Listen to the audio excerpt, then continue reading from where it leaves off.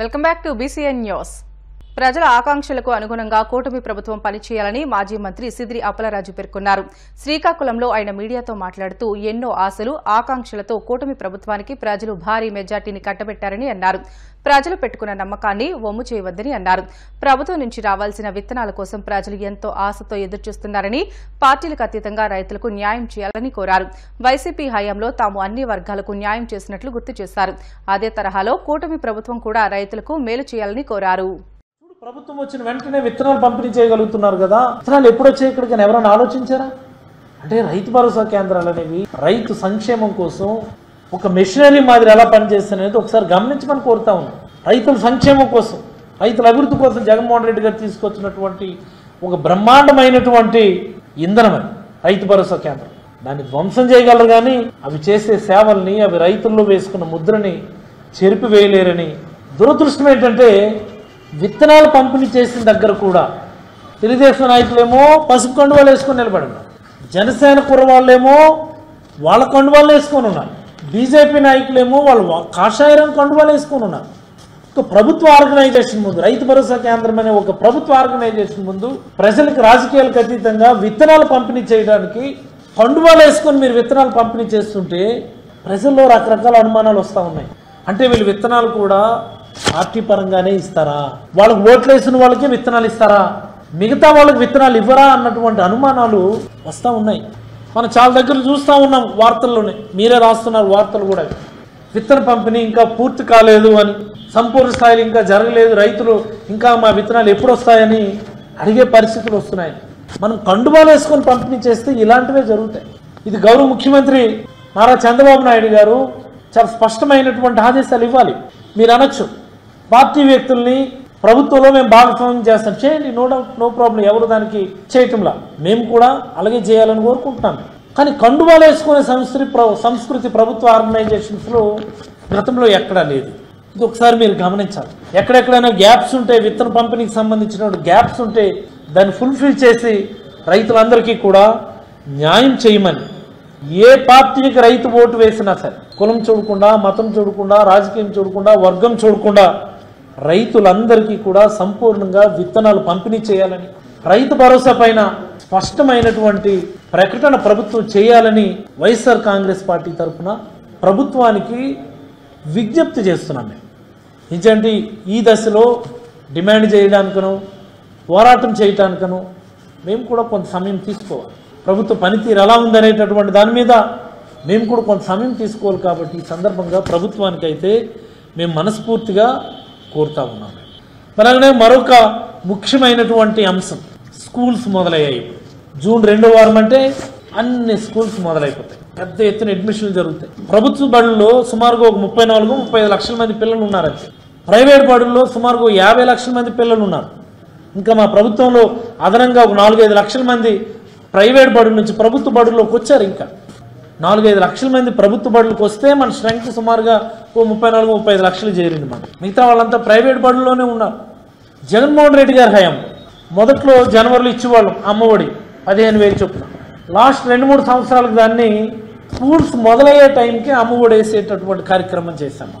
అంటే జూన్లోనే అమ్మఒడి డబ్బులు వేస్తే ప్రైవేట్ బడిలో చదువుకునేవాడు ప్రైవేట్ ఫీజులు కట్టుకుంటాడు, ప్రభుత్వ బడిలో చదివేవాడు వాళ్ళ అవసరాలకు వాడుకుంటారు, గురుకులాల్లో చదివేవాళ్ళు ఈ ట్రావెలింగ్ లేకపోతే హాస్టల్ ఖర్చులు అవి ఇవి దానికి వాడుకుంటాడని జూన్లో ఇవ్వడం మొదలుపెట్టాము. జూన్లో ఇవ్వటం వల్ల తల్లిదండ్రులందరికీ కూడా చాలా వెసులుబాటు, ముఖ్యంగా ప్రైవేట్ బడిలో చదివేటటువంటి తల్లిదండ్రులు ఎవరి దగ్గర చేయి చాచకుండా ప్రభుత్వమే నేరుగా పేరెంట్స్ అకౌంట్లో డబ్బులు వేస్తుంటే వాళ్ళు నేరుగా వెళ్ళి ఫీజులు కట్టుకొని వాళ్ళకి నచ్చిన బడులు నచ్చిన దగ్గర చదివించుకునేటటువంటి వెసులుబాటు ఇచ్చారు. 15,000 ఇచ్చి. కానీ అది చంద్రబాబు గారు 15,000 ఇస్తానన్నారు. ఎంతమంది అంటే అంతమందికి ఇస్తానన్నారు. పశ్చిమ గోదావరి జిల్లా భీమవరంలో ప్రభాస్ నటించిన కల్కి సినిమా విడుదల సందర్భంగా అభిమానులు సందడి చేశారు. పాన్ వరల్డ్ స్టార్ ప్రభాస్ అభిమానులు ఈ సినిమా భారీ ఫ్లెక్సీలను ఏర్పాటు చేసి కేక్ కట్ చేసి బాణాసంచా కాలుస్తూ సంబరాలు చేసుకున్నారు. ప్రభాస్ అభిమానుల సంబరాల్లో ఉండి ఎమ్మెల్యే రఘురామకృష్ణరాజు ముఖ్య అతిథిగా పాల్గొన్నారు. కేక్ కట్ చేసి అభిమానులకు పంచిన అనంతరం ఇప్పటి వరకు భారతదేశంలో అత్యంత భారీ పెట్టుబడి చిత్రం కల్కి అని అన్నారు. కల్కి 2వ భాగం ఉంటుందని, అందులో కమల్ హాసన్ మెయిన్ విలన్ అని అన్నారు. రాబోయే సినిమా కల్కి 1 కన్నా అత్యంత వైభవంగా ఉంటుందని అన్నారు. ఒక కొత్త ల్యాండ్ మార్క్ రికార్డును కల్కి సృష్టించిందని, రాబోయే 2వ భాగంతో రికార్డులను బద్దలుకొట్టనున్నట్లు రఘురామకృష్ణరాజు తెలియజేశారు.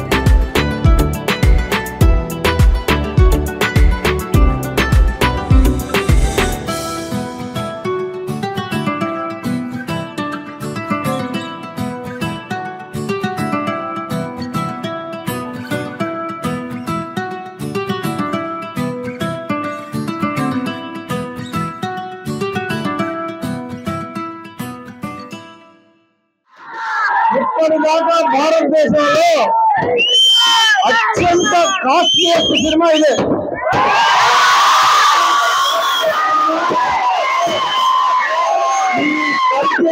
ఈ హడావుడు ఇక్కడితో అవరు. మళ్ళీ కల్కి 2 ఉంది. కమల్ హాసన్ కూడా మెయిన్ క్యారెక్టర్, అంటే మెయిన్ విలన్ కమల్ హాసన్. అప్పుడు ఈ కల్కి ఆ కమల్ హాసన్ కి జరిగేది ఈ కల్కి 1 కన్నా కూడా ఇంకా అత్యంత వైభవంగా ఉండబోతుంది. ఇన్సైడ్ రిపోర్టు చేద్దాం. మన ఊరు హీరోతో ప్రముఖ నిర్మాత అశ్విని దత్ అంటేనే సాహసాలకు మారిపోయారు. 21 ఏళ్ల రామారావుతో సినిమా తీసిన వ్యక్తి. అన్ని రికార్డులు బదులు కొడతాం అనవసరం. నేను చెప్పేది ఏంటంటే ఒక కొత్త ల్యాండ్ మార్క్ రికార్డ్ ని సెట్ చేద్దాం.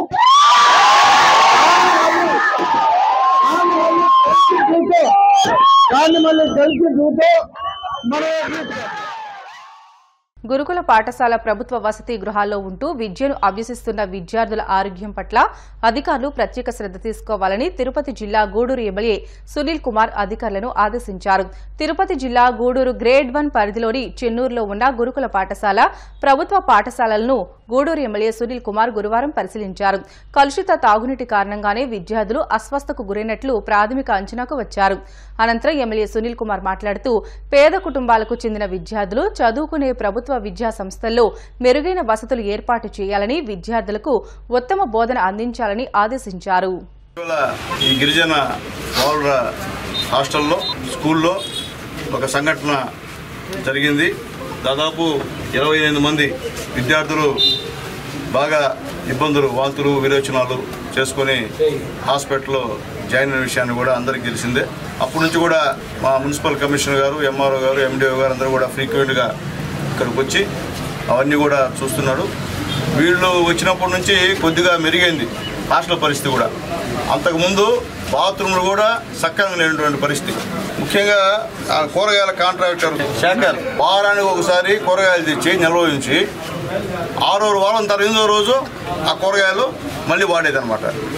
నేనే చెప్తున్నా హెడ్ మాస్టర్ గారు, ప్రిన్సిపల్ గారు. ఆయన ఇప్పుడు మీరు కానీ మీ హెడ్ పిఓ గారు మందారాణి గారు ఇంట్లో ఇట్టే చేస్తున్నారు. మీరు మందారాణి గారిని అడుగుతున్నా, ఏమ్మా నువ్వు నీ ఇంట్లో 5 రోజులకు ఒకసారి ఇట్లా కూరగాయలు తింటున్నావా? మీరు కొల్యూడై ఎస్సీ ఎస్టీ బిడ్డల ప్రభుత్వం ఇచ్చేటువంటి ఈ యొక్క డబ్బుని మీరు ఎంత గోల్మాల్ చేస్తున్నారో దానిపైన విచారణ చేపట్టమని కలెక్టర్ గారికి లెటర్ పెడుతున్నా. ఖచ్చితంగా ఈ గిరిజన హాస్టల్స్ లో ఉన్నటువంటి హెడ్ ఆమె మందారాణి గారు, మసూద్ ఇలాంటి ప్రిన్సిపాల్ చాలా ఎస్టీ గురుకుల పాఠశాలలో ఉన్నారు. వీరిద్దరిపైన విచారణ చేపట్టాలి ఖచ్చితంగా. ఈరోజు ఆ బెడ్లకే ఉన్నాయంటే ఇప్పుడు మందారాణి గారి రెస్పాన్సిబిలిటీ, ఈ ప్రిన్సిపాల్ రెస్పాన్సిబిలిటీ వాళ్ళే చెప్పాలని చెప్పి ప్రజలు చెప్పాలని నేను తెలియజేస్తున్నా. ప్రజల డబ్బులతో మీరు జీతాలు తీసుకుంటా మీరు ఏమని అడిగితే అన్ని వ్యంగ్యంగా.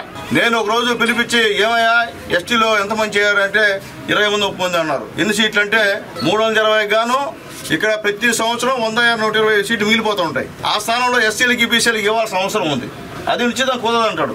ఎందుకు కుదరదు నాకు అర్థం కావట్లే. అందరు ఈరోజు పేద విద్యార్థులు ఎక్కడ కూడా సీట్లు లేకుండా రెసిడెన్షియల్ స్కూల్ సీట్లు లేకుండా అల్లాడితే తిరుగుతూ ఉంటే ఇక్కడ మీరు ఎస్టీలు ఎంతమంది వస్తే అంత చేర్చుకోవాలి ఖచ్చితంగా.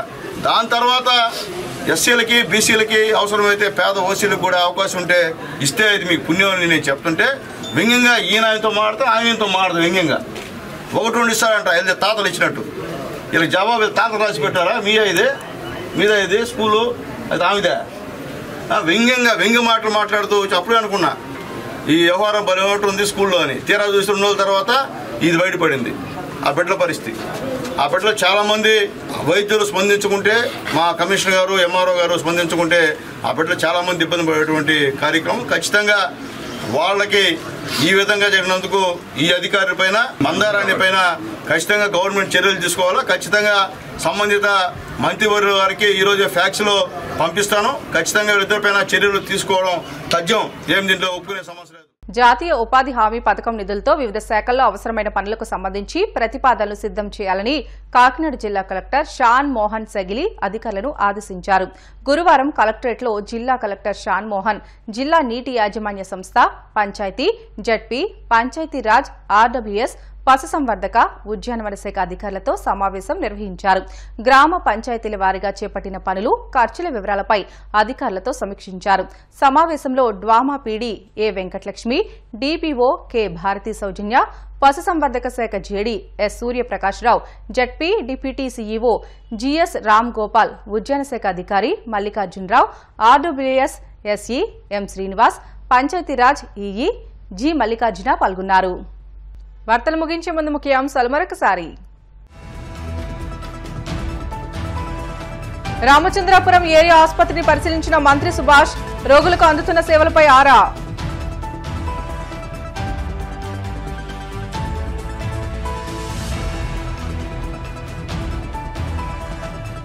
₹65 లక్షల మందికి పింఛన్లు పెంచామన్న మంత్రి ఆనంద్, ₹3,000 పింఛన్లను 4,000 చేశారంటూ స్పష్టం.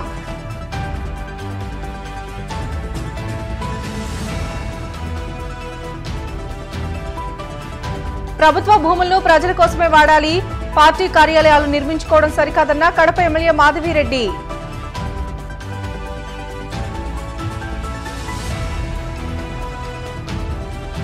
₹1,65,69,000 విలువైన అక్రమ మద్యం ధ్వంసం, పర్యవేక్షించిన కాకినాడ ఎస్పీ సతీష్ కుమార్. మరిన్ని వార్తల కోసం BCN digital YouTube channel, Facebook page ని ఫాలో అవ్వండి. అప్డేట్ వార్తల కోసం ప్లీజ్ సబ్స్క్రైబ్.